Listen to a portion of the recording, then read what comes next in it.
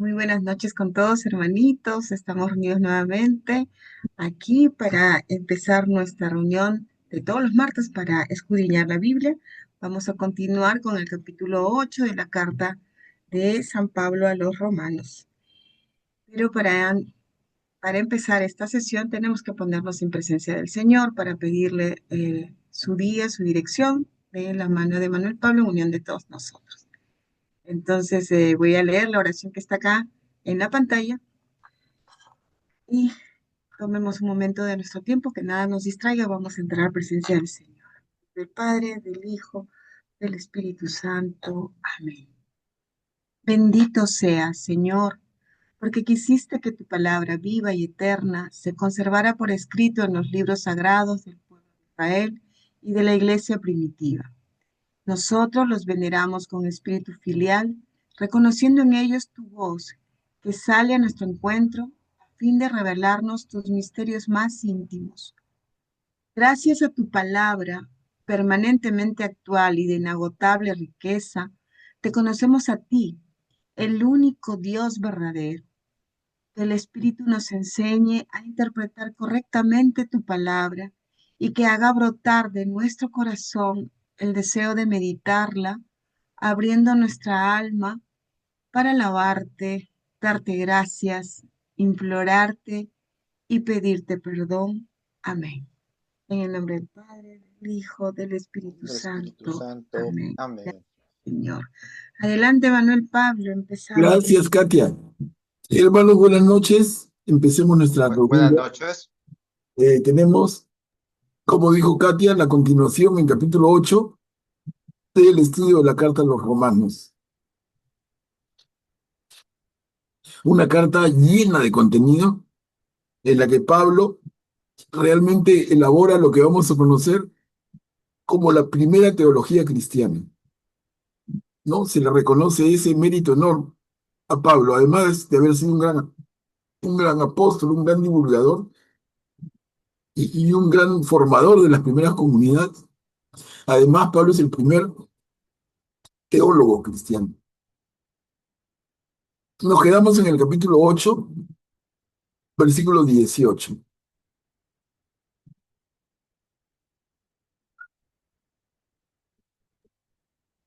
¿Alguien desea leer la pericopa que está en la pantalla? ¿Yo puedo leerla? Claro, Graciano, adelante. Hermanos, buenas noches. La esperanza de la creación. Yo considero que los sufrimientos del tiempo presente no pueden compararse con la gloria futura que se revelará en nosotros. En efecto, toda la creación espera ansiosamente esta revelación de los hijos de Dios. Ella quedó sujeta a la vanidad, no voluntariamente, sino por causa de quien la sometió, pero conservando una esperanza. Porque también la creación será liberada de la esclavitud, de la corrupción, para participar de la gloria, de la gloriosa libertad de los hijos de Dios. Sabemos que la creación entera, hasta el presente, gime y sufre dolores de parto.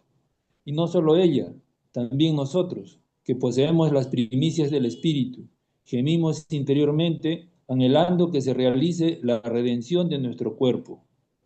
Pero solamente en esperanza estamos salvados, porque solamente en esperanza estamos salvados. Ahora bien, cuando se ve lo que se espera, ya no se espera más. ¿Acaso se puede esperar lo que se ve? En cambio, si esperamos lo que no vemos, lo esperamos con constancia. Gracias, Graciano. Esta reflexión tan linda que hace Pablo en relación a la esperanza. Esperamos lo que no vemos, porque una vez que lo vemos, ya está. Y por eso la esperanza se relaciona mucho con la fe, porque va sobre lo que no vemos todavía. Una vez que lo vemos,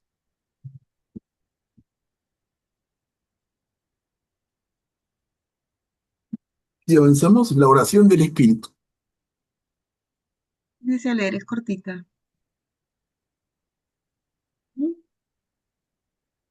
A ver, la leo. Igualmente, El mismo Espíritu viene en ayuda de nuestra debilidad.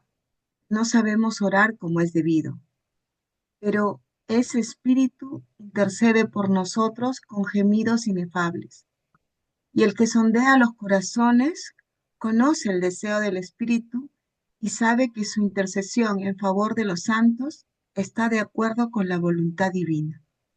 Ujú, gracias, Katia. Miren, ese concepto que nos regala Pablo, la oración del Espíritu, es tanto como la oración que hacemos al inicio de cada reunión.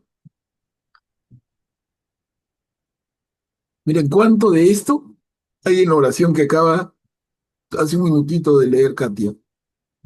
Y como digo, leemos cada martes.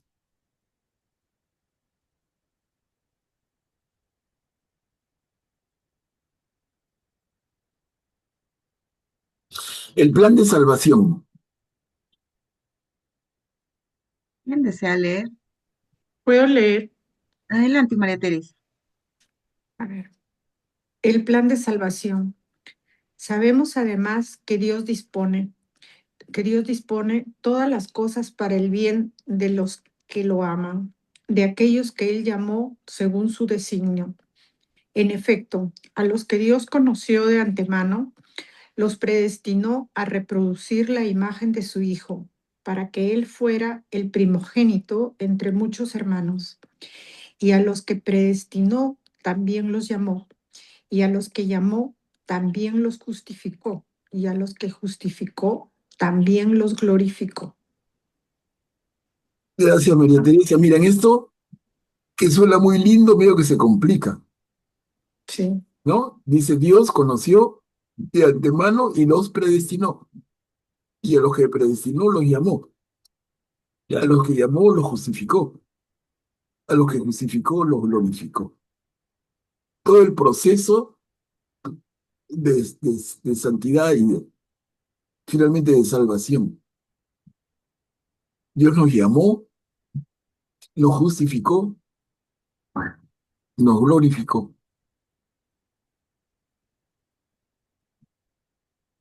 El tema, como ya hemos conversado bastante, el Señor nos llama, pero nosotros respondemos a su llamado. Ese es el gran tema. Nosotros sí, en este grupo, muchos cristianos sí, pero la gran mayoría de la gente en el mundo simplemente ignora el llamado de Jesús. Muchos son llamados, pero todos elegimos a Jesús. Todos elegimos seguirlo. Esta parte que dice que Dios dispone todas las cosas para el bien de los que lo aman y a veces nos suceden cosas malas, ¿no?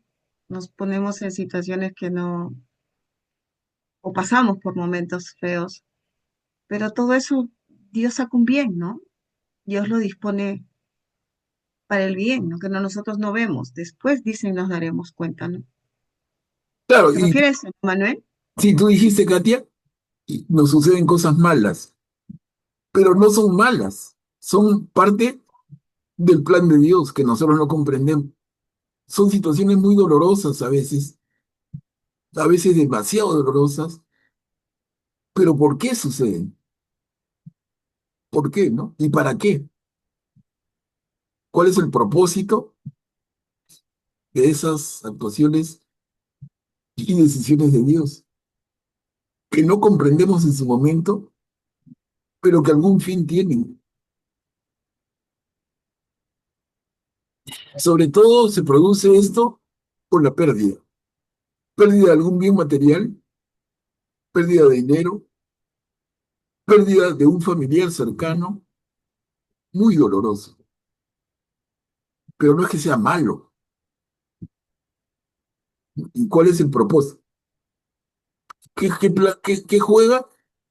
¿Qué rol juega en el plan de salvación? Esa es la pregunta que tenemos que hacernos, ¿no? Mm. Porque dice según su designio, ¿no? Adelante, Augusto, puedes activar tu micro, por favor. Buenas noches. Eh, aquí habla de bueno, de la predestinación, ¿no? Mm. Ah, pero de una predestinación muy particular porque dice que a los que Dios conoció de antemano, los predestinó a reproducir la imagen de su Hijo, ¿no? Y los que más reproducen la imagen de su Hijo, pues en nuestro tiempo, son los santos, ¿no? Los santos tienen un aspecto de Jesús, unos más que otros, ciertos aspectos de Jesús claramente reproducidos, ¿no? Y aquí habla que no es obra del santo, ¿no? Porque dice, a los que predestinó, también los llamó. ¿Quién los llama? Dios. Y a los que llamó, los justificó, los justifica Dios, los justificó, también los glorificó. Es decir, está hablando de una gracia, digamos, una gracia efectiva, quizás se podría decir, ¿no? A ciertas personas Dios las predestina para que cumplan un propósito específico, ¿no? Para beneficio de todos, ¿no? No es que los ame más porque es un amor egoísta, no, no, no, es más bien les da quizás una gracia más efectiva, digamos, una vía más fácil para la salvación, podría decir, pero pero es para ayudar a la salvación de todos los seres humanos, ¿no? Es en beneficio de todo el cuerpo de Cristo, ¿no? Porque todos pertenecemos al cuerpo de Cristo, místicamente. Entonces, yo creo que aquí se refiere más a a eso, a esa predestinación particular de algunos miembros, ¿no? Que están llamados a reproducir la imagen de su hijo, ¿no? Claro. Como tú dices, los santos, ¿no? Pero ahí cuidado con tomar la posición cómoda, de decir, bueno, hay predestinados y los que no. Y si no soy predestinado, no hago nada. No, de ninguna manera. El tema es que Jesús nos invita a todos y pocos de los invitados aceptan la invitación, ¿no? Como los invitados a la boda en la parábola famosa del Nuevo Testamento. Todos somos invitados, pero pocos elegimos aceptar la invitación. Ese es el gran tema. Entonces hay que tener cuidado con entender de manera adecuada lo que es la predestinación, porque se presta a posiciones bien radicales y muchas de las cuales no son. Hay hermanos evangélicos que toman con una radicalidad el tema de la predestinación, que entonces casi tú los lees y dices, entonces ¿para qué hago nada? Si el Señor me escogió, ya estoy salvado. Y si no me escogió, ya estoy condenado. Es como renunciar a la posibilidad de que tú en tu vida hagas un trabajo realmente de ser otro Cristo. No, pues, y Él me escogió. Y si no me escogió, ya fui.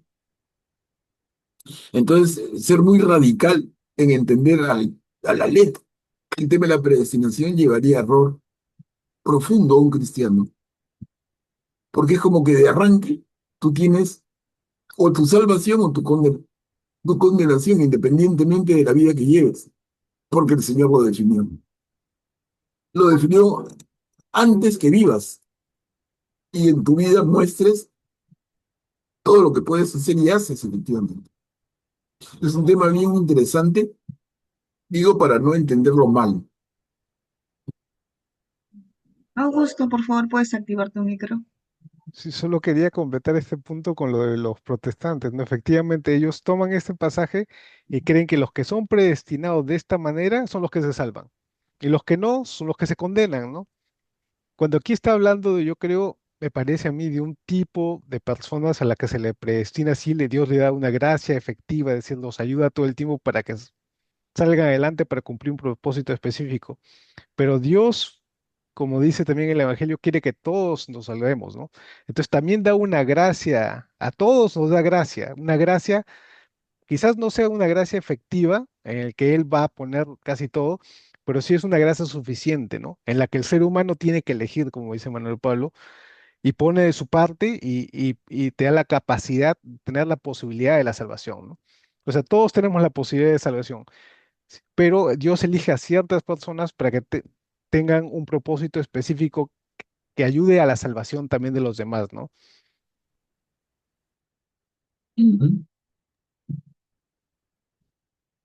¿Sí queda claro para todos? creo que Sí, padre Pablo. el enfoque de Augusto y el mío son coincidentes, pero queda claro para los demás. Al final todos tenemos que reproducir la imagen de Cristo, ¿no? Cada uno tiene que hacer su chamba. Claro, pero No, no, llegar a eso, ¿no es o cierto? sea, nosotros somos herederos del reino, pero no Ujú. por tu apellido, sino No, por tu vida. Con tu vida, tus obras, tu actuación, tu sentir. Con eso ya, te haces acreedora o acreedor del cielo. No porque mi apellido tal y heredé. Heredé la fortuna de mi padre y mi abuelo. No. no porque eres Somos judío. herederos de Ya. Cristo en el sentido que entendemos bien, pero no simplemente por sangre. No, hay que hacer el mérito. Hay que vivir en gracia. Ok. María Teresa, por favor, puedes activar tu micro.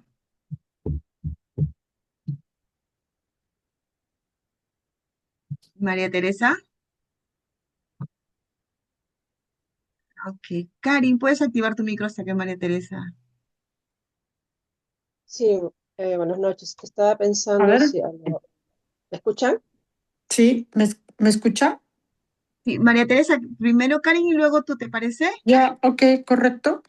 Solo que Adelante. ando con problemas porque es que para ti nuevo no lo manejo bien y me demoro mucho. Ya, entonces, ya vamos a tener paciencia. Adelante, Karin. Ah, ya se me fue un poco la idea. Ah, No, sigue, retoma. Estabas diciendo, no, un poco completando lo que tú decías o lo que están diciendo sobre que todos somos llamados. Sí, claro, a todos nos llaman, pero creo que justamente, en particular los santos, son la prueba viviente, ¿no? Es un modelo de vida, de que justamente ese abrir la puerta tiene, tiene, tiene algo concreto, ¿no? O sea, es posible llegar a la santidad a la que estamos llamados todos. Prueba de ello es justamente que Dios seleccionó a esas personas especiales para que sean para mí. Yo lo veo de esa manera, prueba contundente de que es posible vivir el reino de Dios desde aquí, ¿no? Desde acá ahorita, desde nuestra vida terrenal, como un modelo de vida, ¿no? A la que podemos todos llegar, porque ellos eran seres humanos y que se acogieron a la gracia. Entonces, el modelo está, se puede llegar, sí, pero como todo ser humano necesitamos como que algo tangible, creo que para eso Dios predestinó a esas personas especiales, como dice, se me olvidó su nombre. Y entonces creo que la idea es Augusto, ¿no? Augusto decía algo de, son personas con algo especial, y tienen esa misión, ¿no? De ser un modelo de vida tangible, de que el reino de Dios es posible y que es posible llegar a la santidad, ¿no? Y ser una motivación tal vez para eso, ¿no? Una motivación, tener esperanza, se podría decir, ¿no? En esa santidad. gracias, Karin. María Teresa, ahora sí, ¿me escuchas? A ver, ¿se escucha? Sí, estamos, te escuchamos. Ya. Ok, bueno, yo estaba pensando en ese tema de predestinado. Pienso que todos estamos predestinados y en realidad es el trabajo de cada uno. Naturalmente, los santos son los casos en los cuales han cogido ah, ese trabajo, diría yo, o ese desarrollo de una manera más intensa y completa, porque incluso en los mismos santos ha habido mucho cuestionamiento, ¿no? Muchas también envidias entre ellos, eh, bueno, lo que es de la parte humana, ¿no? Entonces, esos enfrentamientos, esas confrontaciones, esa lucha interna es una constante. Entonces, creo que, como ya lo hemos dicho varias veces, todos somos llamados, todos estamos predestinados para la gloria, pero el camino pues es nuestro y sin él eh, es imposible. Eso es lo que pienso. Rafael, por favor, puedes activar tu micro. Buenas noches, bienvenido. Sí, buenas noches, Katia. Buenas noches con todos. Así como dijo Karin que los santos son una motivación para nosotros, si no, podemos ver en la misma vida de ellos, hoy tenemos a San Francisco de Asís o San Agustín, que es muy posible que en su época a nadie haya dado un cobre por ellos en respecto a la santidad, pero aún así con todos su misma vida ha sido así como un ejemplo de que cómo el poder de Dios puede obrar semejantes maravillas de hombres que, pues, qué sé yo, pues dedicados a cosas muy, muy, muy lejos de lo que significa hacer la voluntad de Dios y aún así con todo recibieron manifestaciones y tuvieron un corazón dispuesto a recibir el amor de Dios y con ello dejarse transformar por Dios. Y también me gustaría poner en énfasis por decirlo así, esta cuestión paradójica, o mejor dicho, ¿no? En dos columnas, por decir así, ser salvo por gracia o por mérito.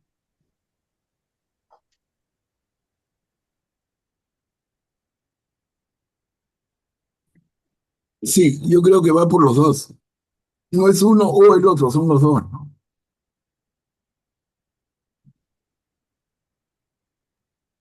Sí, sí, Manuel Pablo. Sí, ¿Quedó claro? sí, Katia. Sí. Ok, continuamos. Acá ¿Quién desea leer? terminamos el capítulo 8, el himno del amor de Dios. Qué bonito. ¿Quién desea leer? Yo leo, Catita. Ahí adelante, Lisa. Himno del amor de Dios. ¿Qué diremos después de todo esto? Si Dios está con nosotros, ¿quién estará contra nosotros? Él, que no escatimó a su propio Hijo, sino que lo entregó por todos nosotros, ¿no nos concederá con él toda clase de favores? ¿Quién podrá acusar a los elegidos de Dios? Dios es el que justifica. ¿Quién se atreverá a condenarlos? ¿Será acaso Jesucristo, el que murió? Más aún, el que resucitó y está a la derecha de Dios e intercede por nosotros. ¿Quién podrá entonces separarnos del amor de Cristo? Las tribulaciones, las angustias, la persecución, el hambre, la desnudez, los peligros, la espada. Como dice la Escritura, por tu causa somos entregados continuamente a la muerte. Se nos considera como a ovejas destinadas al matadero. Pero en todo esto obtenemos una amplia victoria, gracias a aquel que nos amó. Porque tengo la certeza de que ni la muerte ni la vida, ni los ángeles ni los principados, ni lo presente ni lo futuro, ni los poderes espirituales, ni lo alto ni lo profundo, ni ninguna otra criatura podrá separarnos jamás del amor de Dios manifestado en Cristo Jesús, nuestro Señor. Gracias, Luisa. Miren esa frase inicial de la perícopa. Si Dios está con nosotros, ¿quién estará contra nosotros? Es una frase que realmente ha pasado a la historia del hombre de una manera tan fuerte. Se repite por todo lado y a veces no sabemos el origen. Pero acá lo encontramos. Es Pablo en su carta a los Romanos capítulo 8. Si Dios está con nosotros, ¿quién contra nosotros?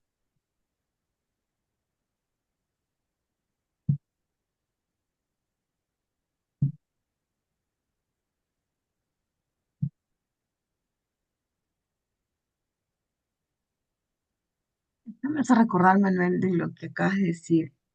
Alguna vez un profesor en clase nos dijo que nunca, por más que nos sintamos sucios, apesadumbrados, o tengamos un pecado y estemos en un momento difícil, pongamos nuestro pecado por encima de la misericordia de Dios, porque Él es el único que nos ve y sabe todo nuestro panorama completo, ¿no? Entonces, Él es el único que nos va a juzgar en base a lo que Él mismo nos ve, ¿no? Entonces, eso también me recuerda, Manuel, que eso es lo que dicen, pues ese es el pecado que Dios no va a perdonar, ¿no? el que, no, que pongamos su misericordia por abajo de nuestro pecado.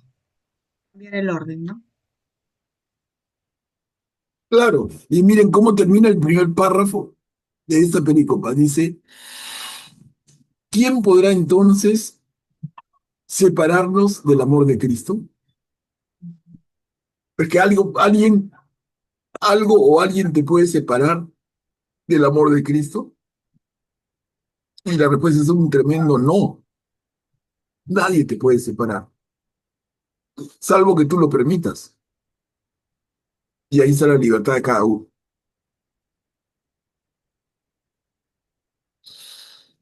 Veamos incluso historias tremendas en el Antiguo Testamento, como el caso de Job. Job sufre las peores torturas y peores dolores que la vida puede producir en alguien. Pero ese separa a Job del amor de Dios. Y leemos el libro de Job y decimos, no, en ningún momento Job, por más dolor que siente en su cuerpo, en su alma, por más dolor, no se separa del amor de Dios. ¿Por qué? Porque lo tiene clarito. Nada ni nadie te debe separar del amor de Dios. Entonces, ¿cuánto hay, hermanas, hermanos, cuánto hay de decisión personal en este continuar unidos a Dios, continuar unidos a Cristo? ¿Cuánto hay de decisión personal? Y decimos, incluso llevando esto a la vida de cada uno de nosotros, hoy decimos, si nada puede separarnos del amor de Cristo, algo puede separar el amor en la pareja humana. Y por eso entonces la iglesia va a predicar lo que Dios ha unido, que no lo separe del hombre. Lo que el amor ha unido, que no lo separe el hombre. ¿Es que algo o alguien lo puede separar? Si es amor de Dios, ¿alguien lo puede separar? Y la respuesta es no, no, no y no. Pero entonces, algunos de ustedes me dirían, entonces, ¿por qué tantas parejas se separan? Y la respuesta es muy clara. Es porque nunca hubo amor en la pareja. Hubo un entusiasmo producto del enamoramiento, un embelezamiento. Se le torcieron las tripas, era emocionante verlo y verla y darse un beso y abrazarse, qué lindo. Pero es enamoramiento. Pero realmente hubo amor, se construyó el amor, porque donde está el amor, está Dios, porque Dios es amor. Y si Dios une a la pareja, nada la puede separar. Pero si no la une Dios, si no la une el amor, si no, el entusiasmo, la pasión del momento de la juventud. Miren, es un tema bien importante, recontra importante. Y en esto está mucho de la felicidad actual. ¿Cuántas personas que tienen relativo éxito en la vida, pero están solos o están solas? ¿Por qué? Porque se juntaron mal, porque no se casaron con amor, porque se casaron enamorados. Entonces luego se separa, viene todo el rollo, y la iglesia que dice no se pueden separar,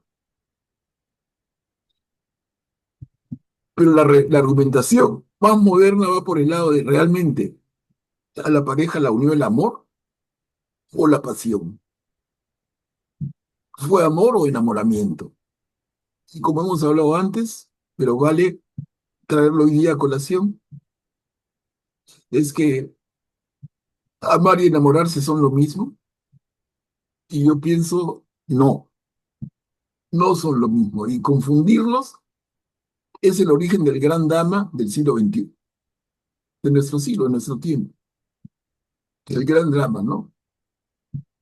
Parejas que se forman llenas de ilusión y se separan. Y decimos mal, se acabó el amor. Y es que el amor nunca se acaba. Más que se acabó el amor es que nunca hubo amor. ¿Qué te gustó de ella? ¿Qué te gustó de él? ¿Amor? No. Pasión, en pocas palabras, ¿no? Y pasión y amor son diferentísimos. Graciano, por favor, puedes activar tu micro. Gracias. Una consulta, Manuel Pablo. ¿Cómo podríamos entonces estar seguros, o las parejas, cómo podrían estar seguras que lo que hay entre ellos es amor y no solo entusiasmo pasajero? Porque claro, como tú dices, ahora es una plaga esto de las separaciones, ¿no? Las uniones, incluso en Europa ahora se acostumbra como cosa normal, convivir primero antes de formalizar un matrimonio, ¿no? Para que no ocurran fallas después, dicen, ¿no? Claro, Pero la gran pregunta sería entonces al comienzo, cómo puede una pareja estar segura para no dar el siguiente paso y luego tirarse a una piscina sin agua, ¿no? claro. Gracias. Sí, buen punto. Buen punto, Graciano, muchas gracias. Miren, ¿cuánto tiempo? Vamos a suponer una joven o un joven que creen que tienen el llamado a la vida religiosa. Y entonces él se prepara para ser sacerdote, ella se prepara para ser una consagrada, con votos definitivos. ¿Cuánto toma eso? ¿3 meses? ¿6 meses? ¿1 año? ¿O es todo un proceso de discernimiento, de reflexión, con exámenes periódicos intensos y duros y profundos, para que ella o él, que quieren consagrar su vida a Dios, realmente estén convencidos? Miren la seriedad con la que se toma el tema de la consagración de una mujer o un hombre para la vida religiosa y compárenlo con la ligereza con la que se dice vamos a casarnos. Ahí lo pongo nada más, para que pensemos, ¿no? Miren la seriedad en un caso y lo ligero en el otro caso. Y la decisión es muy parecida. ¿Me caso con este hombre, me caso con esta mujer o me caso con Jesús? Es una decisión para toda la vida, pero realmente se evalúa en esa perspectiva. Me parece que por ahí hay un tema de harta y que merece profunda reflexión. Guillermo, por favor, puedes activar tu micro. Gracias, Katia. Manuel Pablo, yo pienso que los seres humanos vivimos un proceso desde el momento que nacemos hasta el momento que termina nuestra vida en este mundo. Y dentro de ese proceso nos vamos formando, vamos creciendo físicamente, espiritualmente, mentalmente, vamos aprendiendo nuevas cosas, nos enseñan a hablar, nos enseñan a leer, nos enseñan a caminar, luego nos envían al colegio y ahí nos enseñan las primeras lecciones de lo básico que debe ser saber un ser humano para caminar en su vida. Y dentro de ese proceso llega un momento que el ser humano va pasando pues de la infancia a la niñez, etcétera, las demás etapas, ¿no? Entonces, llega un momento en que después de la adolescencia ya viene la juventud y la adultez. Y en ese momento uno empieza a tomar ciertas decisiones respecto de su vida. Y una de las primeras decisiones es qué cosa es lo que quiere hacer con su vida y qué cosa es lo que quiere ser en la vida. Entonces, se hacen las preguntas que tú has mencionado hace un momento, ¿no? Yo creo por experiencia personal que para mí, por ejemplo, 4 acontecimientos fundamentales en la vida de toda persona, ¿no? Desde mi punto de vista de creyente: el nacimiento, el bautismo, el matrimonio y la muerte, ¿no? Entonces, dentro de ese espectro, uno va tomando las decisiones que le competen en cada momento, pero para tomar esta decisión, por ejemplo, ¿con quién me caso? O eso de casarse con la iglesia es una especie de figura que se emplea, ¿no?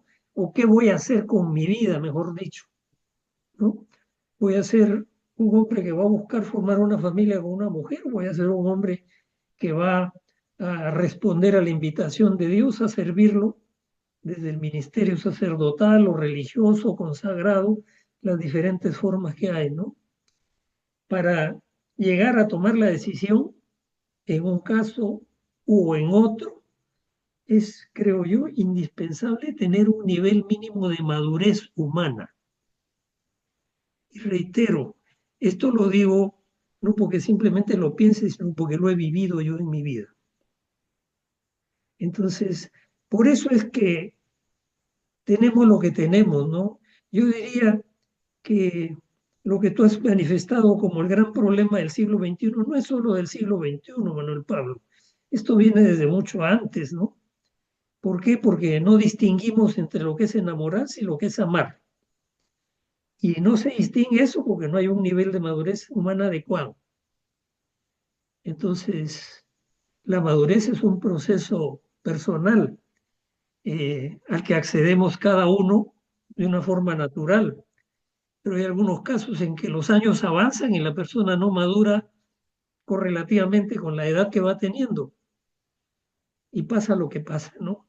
Que vemos tan a menudo. Entonces, saber claramente esto, qué es estar enamorado y qué es amar, es fundamental para tomar la decisión adecuada en el momento que se le presenta a uno en la vida la oportunidad de tomarla. Y así no se puede decir que se acabó el amor, porque definitivamente el amor no se acaba, como muy bien lo has dicho, ¿no?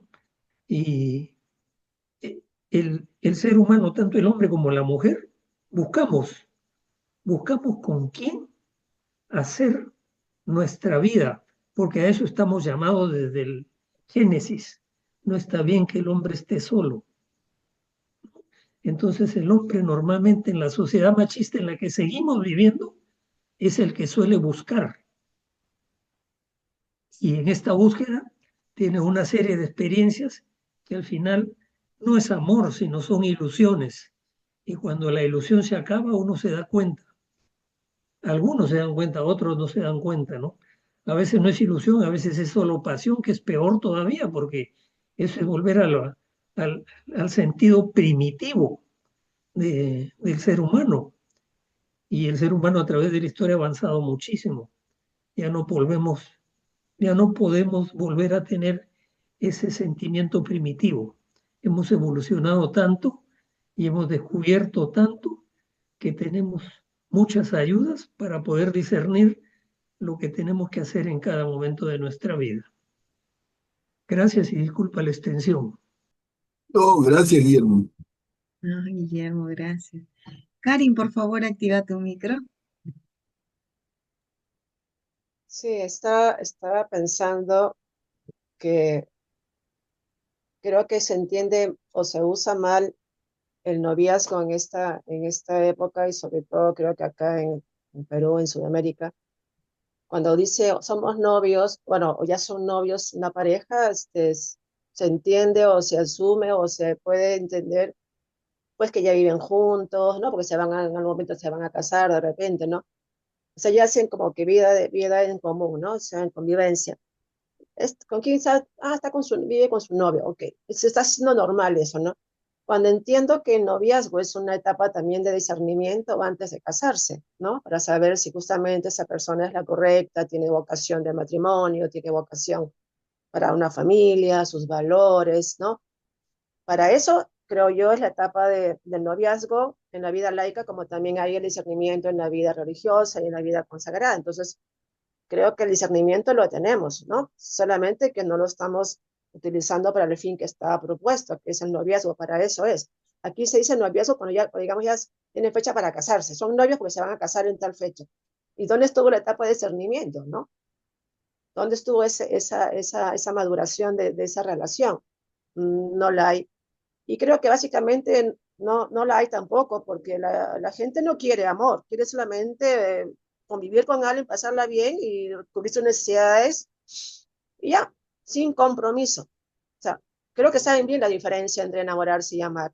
Pero amar es, ay, no, ay, muchas cosas eso, no, eso no, muchas cosas no. Yo amamos algo más práctico, más corto. Ah, no lo van a buscar porque no quieren el compromiso, porque cuesta, ¿no? Porque te vas a poner, tienes que pasar tú a un segundo o tercer plano, y eso no lo quieren actualmente, ¿no? Entonces creo que por ahí también va eso. No veo vocación de matrimonio, porque no, porque es la etapa, creo que yo, en la que estamos más yoístas, ¿no? Yo, y por ende no vamos a pasar a la etapa más hermosa, que es el matrimonio. Y debe haber no creo que todos tengan vocación tampoco para el matrimonio, ¿no? No creo que, es una vocación en el caso también. Gracias, Karin. Augusto, por favor, puedes activar tu micro.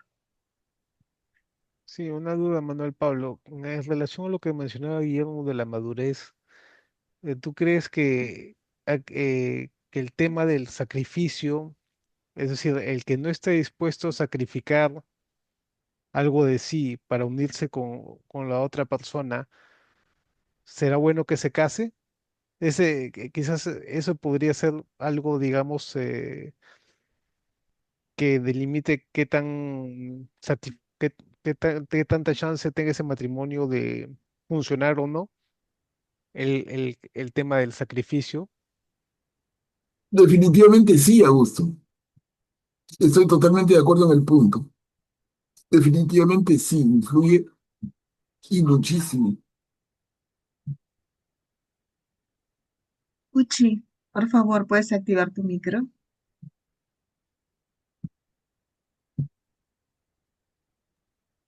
Gracias. Em, Himno del amor de Dios. Esto que nos está transmitiendo San Pablo es realmente profundo, pero yo lo tomo como algo personal. El amor de Dios es tan hermoso, es para todos. Recuerdo mucho que un sacerdote me insistía y me decía y me repetía, no te sueltes nunca de la conexión con Dios. Mantente siempre conectada con Dios en todos los momentos, felices, alegres, tristes, en las pruebas, en todo momento. Porque la lucha viene entre la carne y el espíritu. Es algo personal y uno decide. Me suelto y sigo mis instintos, sigo pues lo que yo deseo hacer, y ahí viene la ruptura. Ya no, ya perdí mi conexión con Dios, el que le da sentido verdadero a mi vida. Eso quería compartir. Gracias. Ujú. Qué bonito esta noche, tengo tantas manitas levantadas. Adelante, Beatriz, puedes activar tu micro. Buenas noches. Eh, Estaba pensando en lo que preguntaba Augusto. Sí, creo que el matrimonio es como ya, como una vez lo hemos escuchado, ¿no?, los padres, y creo que tenemos que vivir que el matrimonio se tiene que dar cuando uno puede entender que el matrimonio es donarse a la otra persona. Eh, pues ya no pienso en que me vas a hacer en que me caso con aquella persona porque me hace feliz estar con ella. Qué felicidad tengo con ella, con él, sino es cómo te hago feliz a ti. en cada momento, cómo te hago feliz a ti. Y eso de hacer feliz a la otra persona es dejar de pensar en cómo quiero ser feliz yo, ¿no? Sino yo quiero verte feliz a ti. Y, y bueno, creo que en eso se concluye para una decisión del matrimonio. Y sí creo que tiene que ver con la madurez, porque llegar a pensar en hacer eso es, es, es, es haber pues pasado por varias etapas en la vida, haber pasado por varias etapas. Y bueno, y quería hablar también de acá, Manuel, de esta pericopa, que dice, ¿no? ¿Qué cosa nos puede separar de- del amor del Señor, ¿no? De nuestro Señor? ¿Qué cosa nos puede separar? Y pensaba en las limitaciones que tenemos nosotros, ¿no? Pero entonces me remontaba en una pericopa anterior, creo que dos anteriores, en la que hablamos de la oración y mencionaba la oración, así no sepamos orar, así no sepamos hablar con Dios, pero Dios ve nuestros corazones. Entonces me quedé con eso, ¿no? O sea, ni siquiera eso, el que no sepamos comunicarnos con Dios, el Señor ve nuestro corazón, ve nuestra intención y ve cómo estamos siendo sensibles a esos movimientos del espíritu, ¿no? Que tenemos dentro. En eso pensaba. Gracias. Ujú.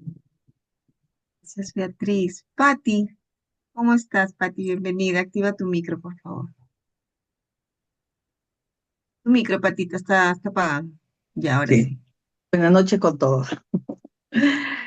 Bueno, yo también quería opinar. Sí, les he estado escuchando a Guillermo diciendo hablando de la madurez, ¿no? Para el matrimonio uno tiene que tener ese grado de madurez y no tomarla a la ligera, porque uno se casa no para un tiempo, sino uno tiene que pensar que se casa para toda la vida. Entonces tiene que haber ahí una madurez.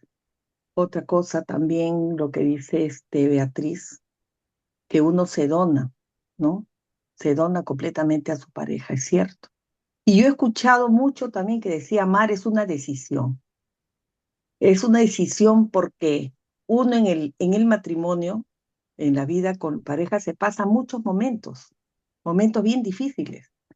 Dentro de la rutina hay subidas y bajadas, ¿no? Entonces yo creo que la decisión es muy importante. Yo quiero que este matrimonio funcione. Yo voy a poner todo de mi parte para que ambos podamos encontrar juntos, podamos formar un hogar y podamos encontrar la felicidad. Hay que poner también su parte. Y si ponemos a Dios primero en todo, de hecho, es como decir, la paz del Señor no nos augura que no vamos a tener ningún problema, sino que en todos los problemas, en las vicisitudes que uno va a pasar en la vida, siempre el Señor va a estar ahí, acompañándote y ayudando. Y yo lo he experimentado este, en mi experiencia matrimonial, que cuando uno ora al Señor por su matrimonio, el Señor te ayuda, te facilita las cosas. Entonces, yo creo que es eso, ¿no? Es comenzando con una decisión y con esa decisión que tú tomas, que este matrimonio va a funcionar, que vamos a ser felices, vamos a formar un hogar, por ahí se empieza. Y poco a poco uno se va enamorándose más de la pareja, porque al comienzo de repente es la pasión, la atracción, que tiene que haber de todas maneras para un matrimonio feliz, pero a medida que va pasando los años, ya la pasión va cambiando, ya no es lo mismo, ¿no? Pero se va volviendo algo más duradero, de repente más genuino, ¿no? Creo que todas las personas que están felizmente casadas y que viven pues un matrimonio feliz con sus hijos, cosas, han pasado por ahí, pues, hasta poder llegar ya con el tiempo, ya tú lo conoces a la pareja, los dos se entienden, a veces lógico, dentro de la rutina hay, a veces uno como que hay unas peleas por ahí, ¿no? Pero tú sabes muy bien que esa persona es el amor de tu vida, que esa persona, a pesar de todos como dices, las peculiaridades, de repente es una persona muy seria, pero tú sabes que esa persona lo quieres y bueno, se sigue adelante, uno sigue adelante y feliz porque el Señor, cuando tú oras, el esposo y la esposa, el Señor actúa y te da más dicha en el matrimonio. Creo que ese es importante. Por eso que yo escuchaba, creo que a ti, Manuel, que hablabas de los casamientos, los matrimonios en los ortodoxos.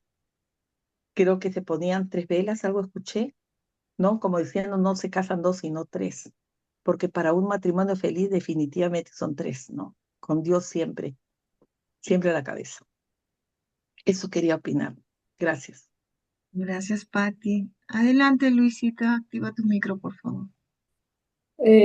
Lo que dijo Guillermo de verdad tiene mucha base, es cierto, porque cuando no hay madurez, las cosas no terminan, no funcionan al final, lamentablemente. Tiene que haber esa donación, como decía también Beatriz, y ese ceder. No podemos ir al matrimonio y decir, bueno, pues acá yo soy la mujer y se va a hacer lo que yo digo.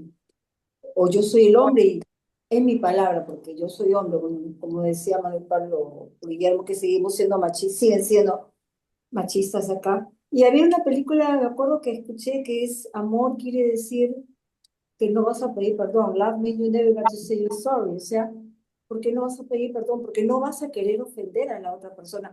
Obviamente es difícil y hay que pedir perdón. Hay que saber reconocer que nos hemos equivocado.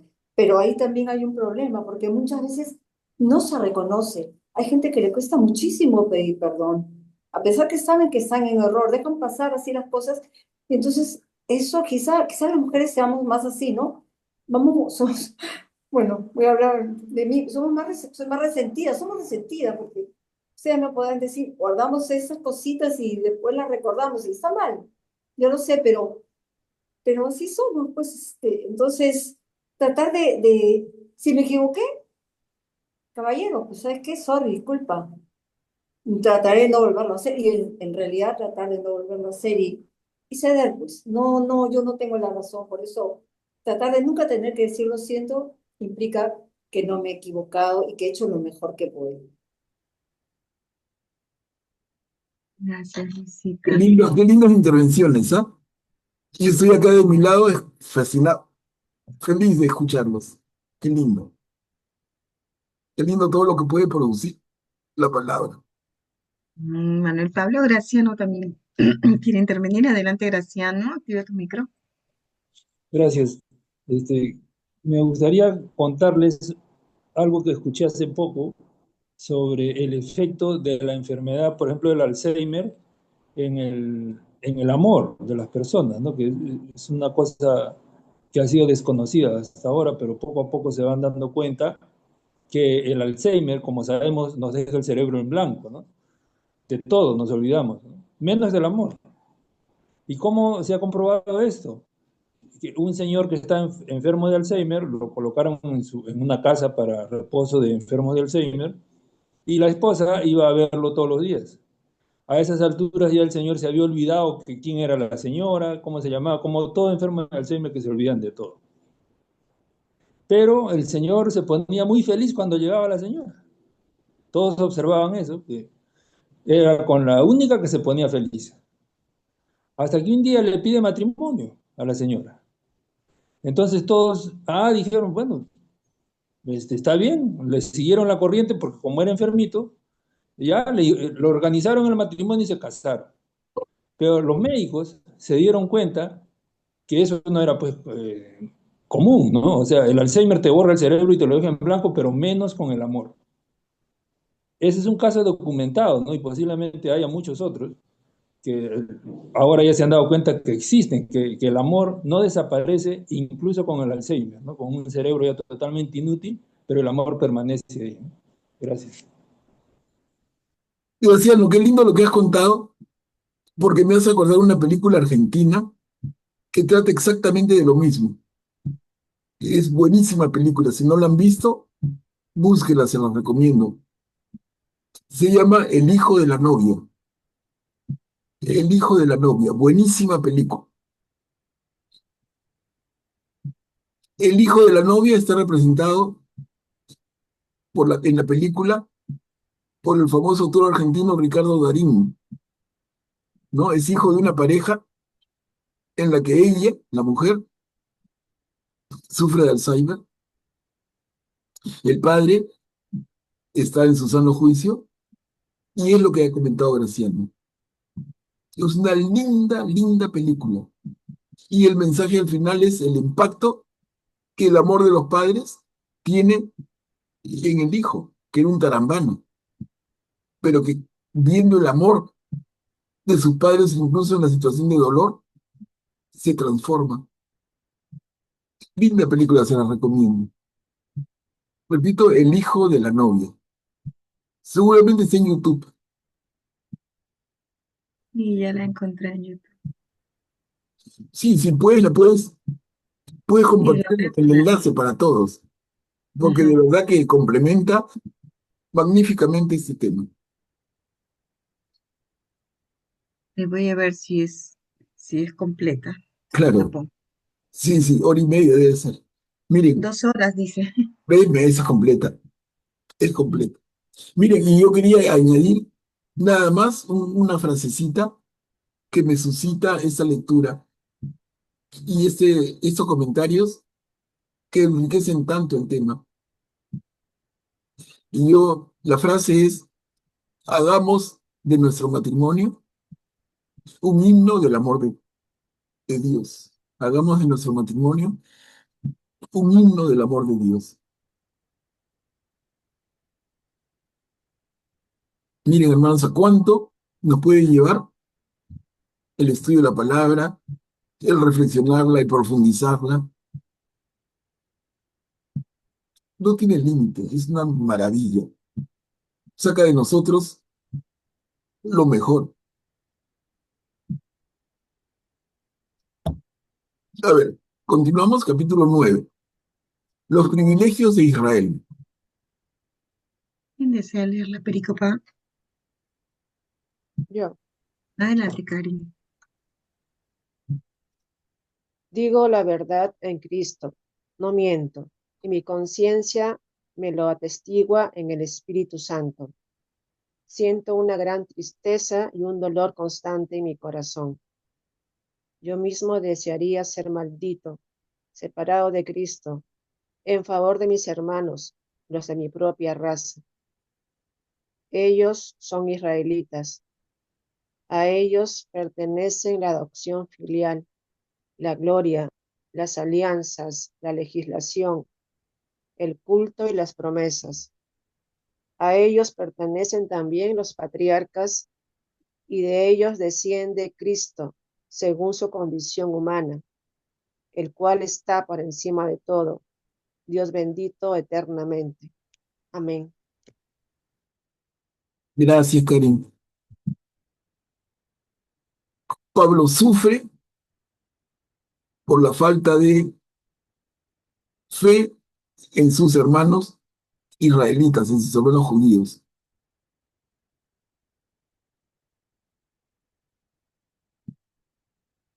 Y ese sufrimiento lo manifiesta.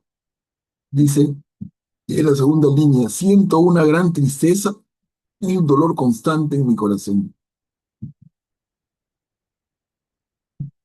Los de mi propia raza, dice, no creen en Jesús.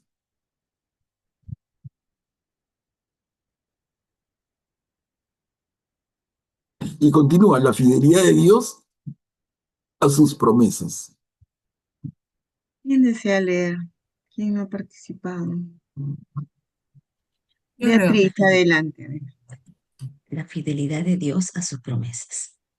No es cierto que la palabra de Dios haya caído en el vacío, porque no todos los que descienden de Israel son realmente israelitas, como tampoco todos los descendientes de Abraham son hijos suyos, sino que, como dice la Escritura, de Isaac nacerá tu descendencia. Esto quiere decir que los hijos de Dios no son los que han nacido de la carne y que la verdadera descendencia son los hijos de la promesa, porque así dice la promesa. Para esta misma fecha volveré y entonces Sara tendrá un hijo. Y eso no es todo. Está también el caso de Rebeca, que concibió 2 hijos de un solo hombre, Isaac, nuestro padre, antes que nacieran los niños, antes que pudieran hacer el bien o el mal, para que resaltara la libertad de la elección divina, que no depende de las obras del hombre, sino de aquel que llama. Dios le dijo a Rebeca, el mayor servirá al menor, según lo que dice la Escritura. Preferí a Jacob en lugar de Saúl. Aquí una referencia clarísima al Antiguo Testamento, al libro del Génesis. Son texto entero, copy-paste del libro del Génesis. Somos hijos de las promesas de Dios. No somos hijos de la carne, sino hijos de la promesa. La libertad de elección divina. Acá son 2 diapositivas. ¿Quién desea leer? ¿Quién no ha participado? Yo leo. Atilio, ¿puedes leer? ¿Quién me dijo yo? No vi. Rita, Rita, adelante, Rita. la libertad de elección divina. ¿Diremos por eso que Dios es injusto?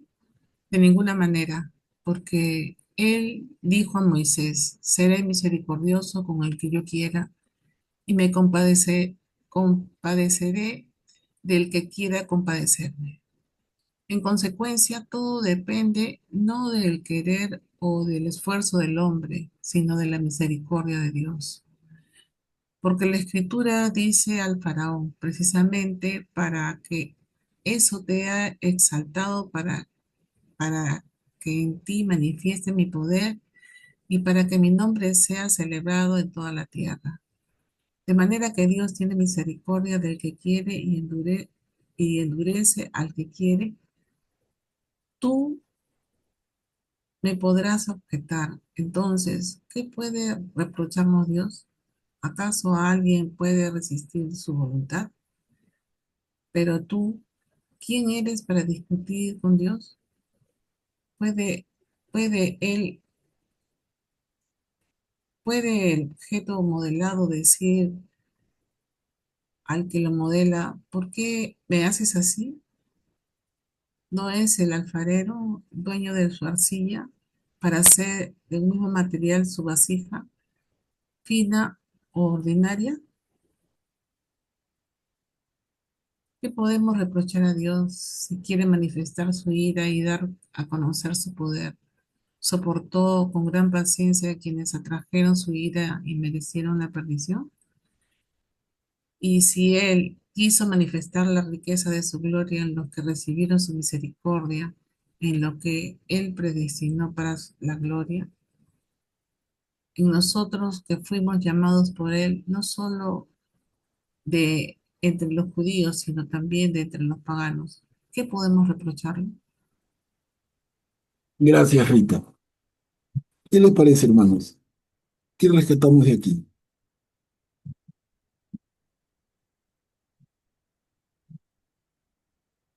El mismo subtítulo de la perícopa creo que resume bien el contenido. La libertad de la elección divina. ¿Podemos reprocharle a Dios su elección? ¿Podemos reprocharle a Dios su decisión? Y Pablo dice, no.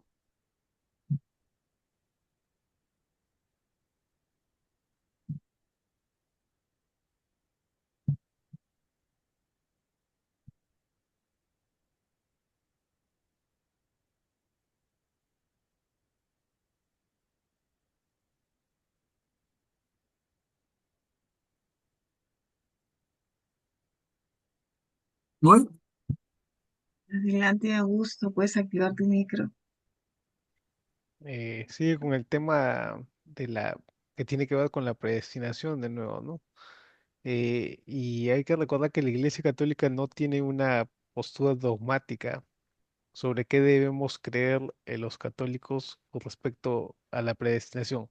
Lo que sí ha definido es que no podemos creer lo que algunos calvinistas creen, que hay una predestinación para la condenación. Eso sí, definitivamente lo ha rechazado, ¿no? La Iglesia Católica. Y hay otras cuantas, pero no tiene una postura fija. Por ejemplo, la escuela tomista y agustiniana tienen una postura de la predestinación un poquito más dura, mientras que la escuela de los jesuitas, por el lado de Molina, tienen otra postura de la predestinación un poco más universalista, ¿no? Pero no, dentro del catolicismo no hay una postura definida, ¿no? Por el momento. Pero definitivamente Dios sabe a quién elige y para qué lo elige, ¿no? Yo no tanto lo veo estos textos como predestinación para salvación o para condenación, como lo ven algunos y como lo han visto, me parece que no, porque incluso cuando veo el ejemplo de Isaac y sus hijos, a Esaú, no es que a Esaú también le hace una promesa, ¿no? Que de él también saldrá otro pueblo.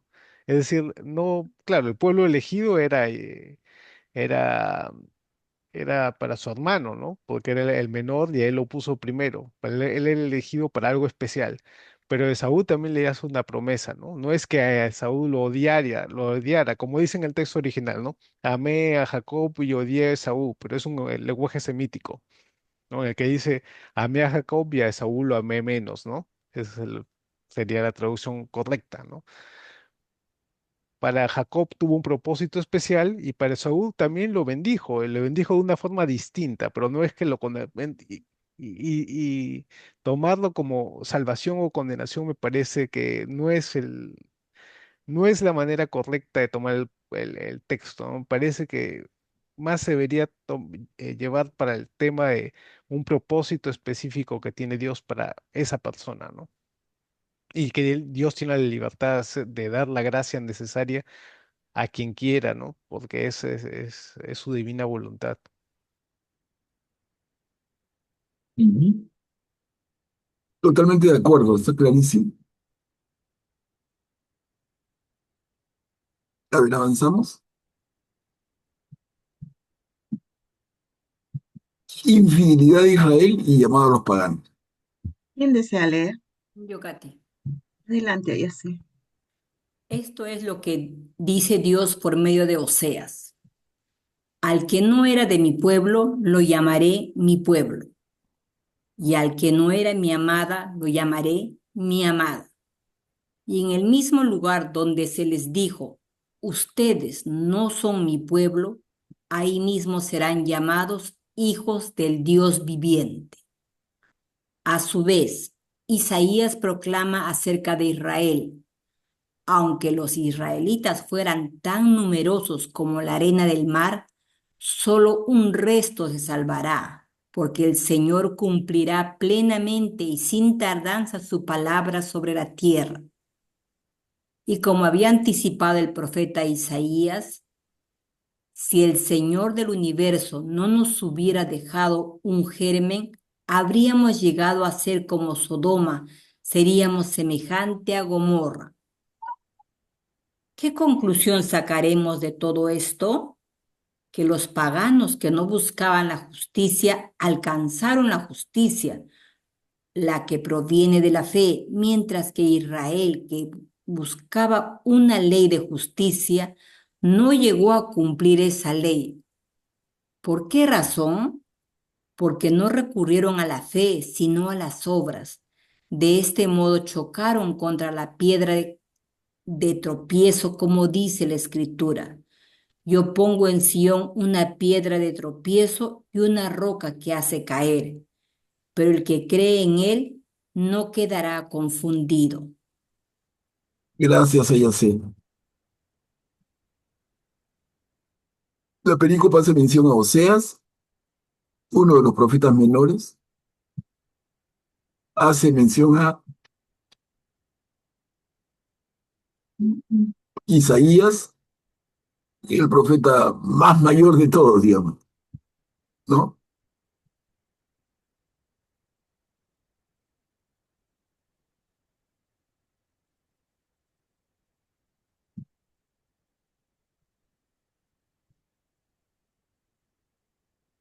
Aquí aparece un tema que ya hemos discutido y conversado, el tema de la fe y las obras.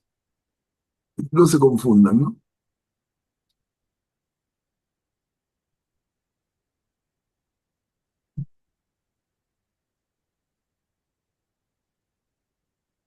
Adelante, Graciana, por favor, puedes activar tu micro.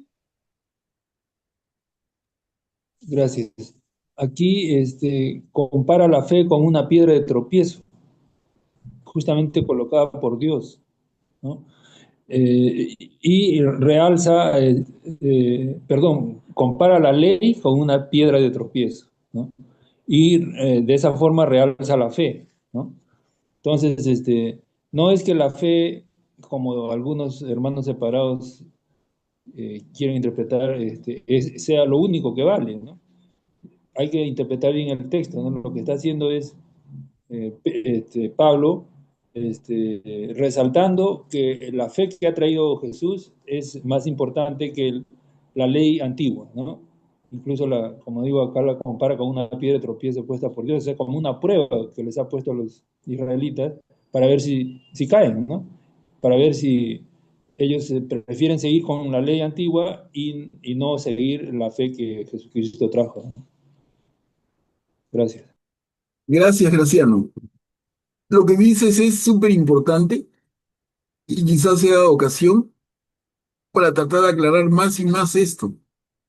Porque realmente Pablo, como bien dice Graciano en el texto, está enfrentando la fe con las obras. No, Pablo está enfrentando a la fe con la ley.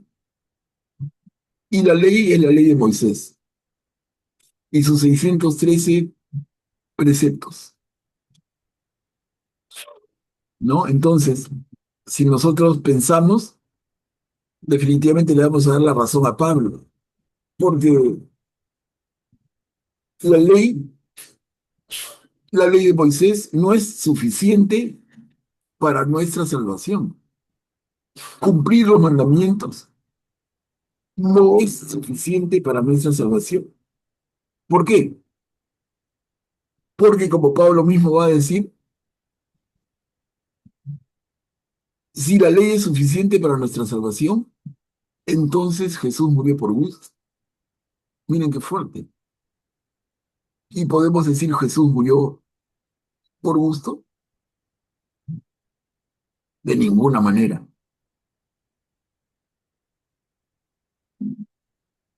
Pero si decimos que cumplir los mandamientos es suficiente, entonces estaríamos diciendo lo otro. Jesús murió por gusto, porque los mandamientos ya estaban establecidos más de 1000 años antes de Jesús. Y esa es una tremenda diferencia de fondo entre cristianos y judíos.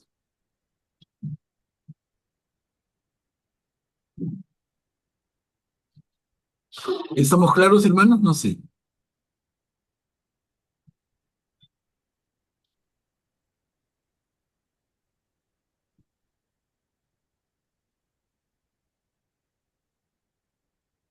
Entonces, la fe de un cristiano tiene que traducirse en obras, pero son las obras de la fe, son las obras del amor,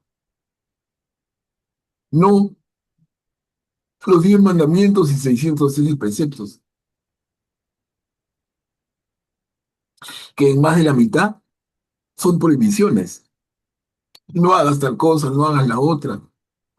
Parece un reglamento, pero ¿eso es suficiente para nuestra salvación? Y Pablo va a decir no. Y si nosotros decimos que sí, no entendemos a Jesús. No entendemos el sentido de la vida, de la donación y del sacrificio del mismo Jesús.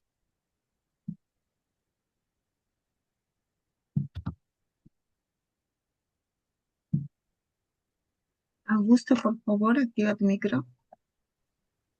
Justo esta parte también interesante dice, si el Señor del universo no nos hubiera dejado un germen, habríamos llegado a ser como Sodoma, seríamos semejante a Gomorra, ¿no? O sea, si el Señor no hubiera intervenido en la historia, primero a su pueblo Israel, hubiera separado ese resto, de ese resto en la plenitud de los tiempos, no hubiera venido Jesucristo nuestro Señor para salvarnos, hubiéramos todos terminado como Sodoma y Gomorra, ¿no? O sea, ese es el plan de la salvación, ¿no? Para que no fuéramos condenados, Dios supo en qué momento debía ir interviniendo, ¿no?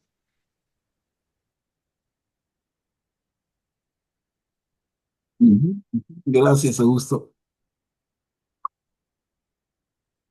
Otra vez, acá estamos tocando un tema central, central, central de nuestra fe.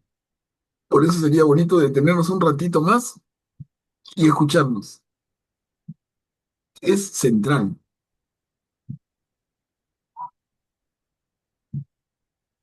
Atilio, puedes activar tu micro, por favor. Y yo me pregunto, ¿y los nacidos de Ismael, ellos no se salvan, no se salvarían, porque ya no están pues dentro de los descendientes de Isaac, ¿no? O sea, ellos no tienen posibilidad de salvarse?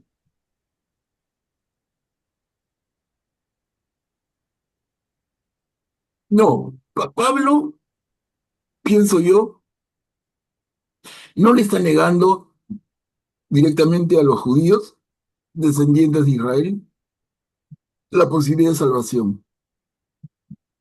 Está aclarándonos a nosotros, los que lo escuchamos, los que abrimos los oídos a su llamado. A nosotros nos habla. Cuidado, ¿no? Nos advierte, cuidado. Pero no es que le neguen la salvación al judío, porque si no caemos en un totalitarismo terrible. O sea, el Señor le niega la salvación al pagano, al judío, al hombre natural que vive antes de las reglas, incluso de los judíos. Y no, la salvación alcanza a todos,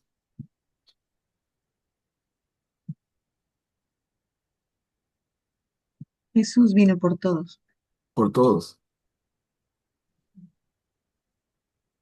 Es la misericordia de Dios. Augusto, por favor, activa tu micro.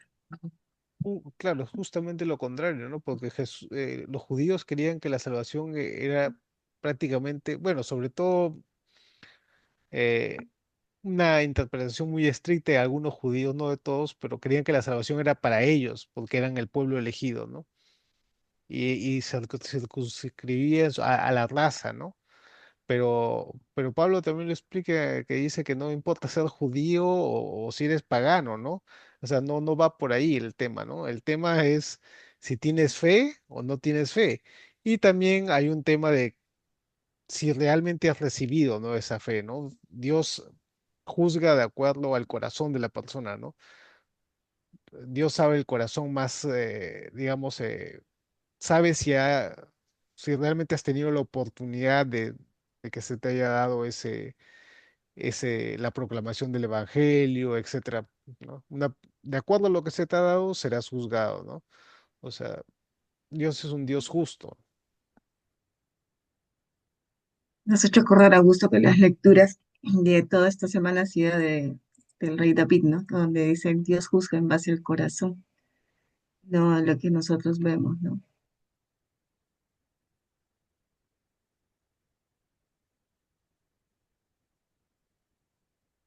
Así es claro, ¿no? Jesús vino por todos, todos.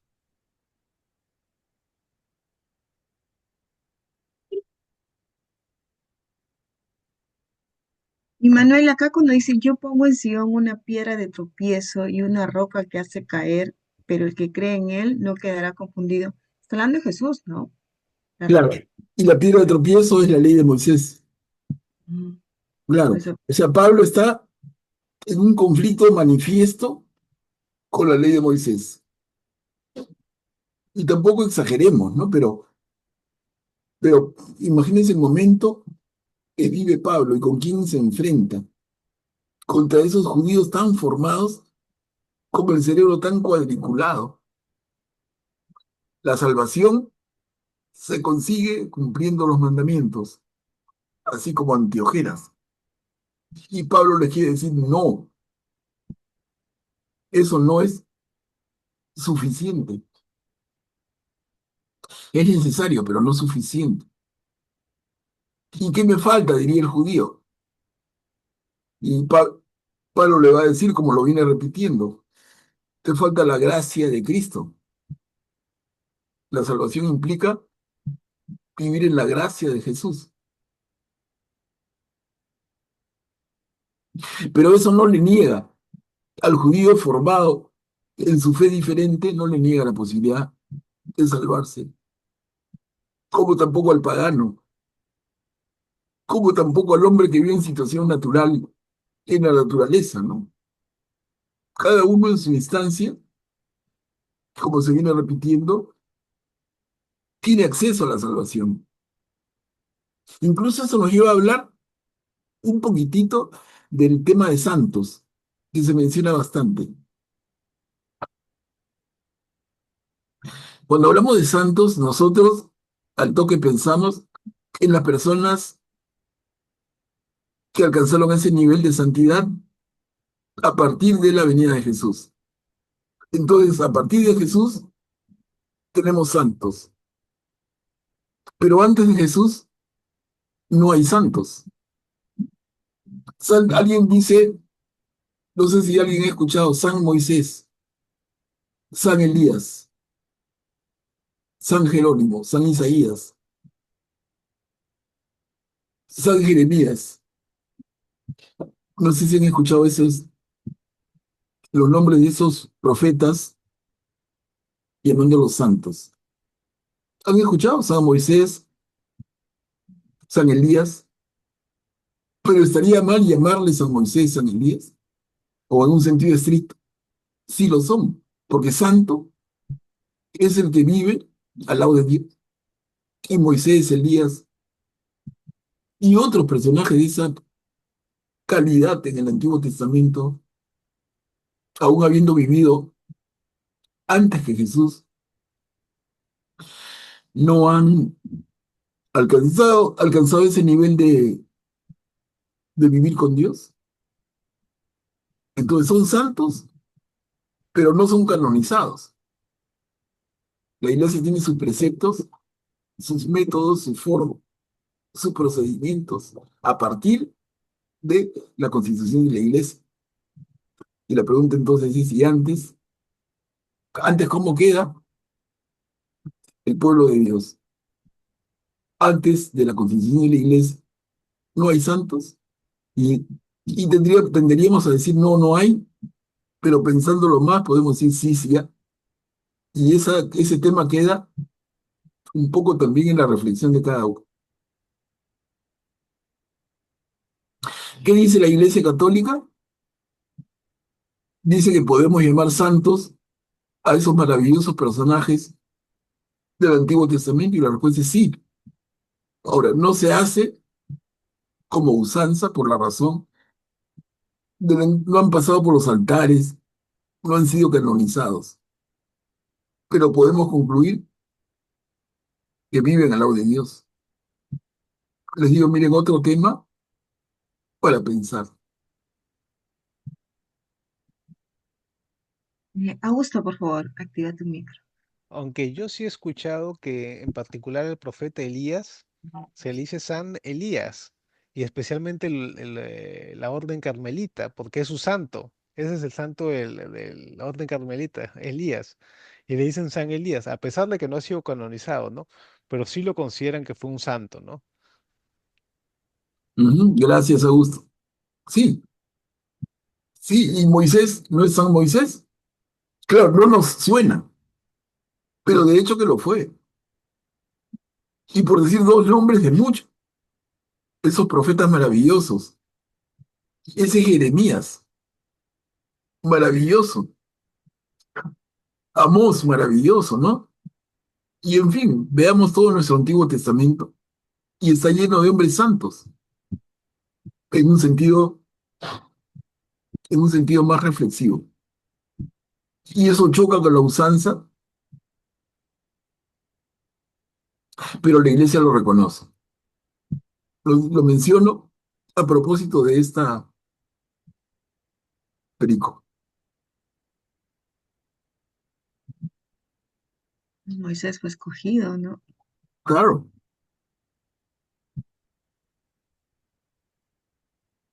Bueno, hermanos, vamos a quedar aquí para entrar al capítulo 10 en la próxima, eh, porque nos ha ganado la hora.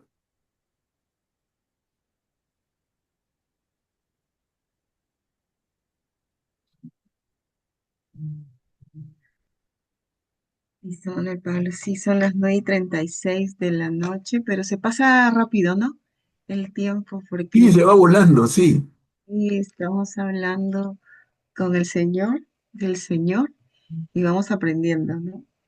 Pero qué bonita esas frases, si el Señor está con nosotros, ¿quién contra nosotros? Nos ha hecho recordar muchas cosas, ¿no? De todo lo que escuchamos, para meditar esta noche.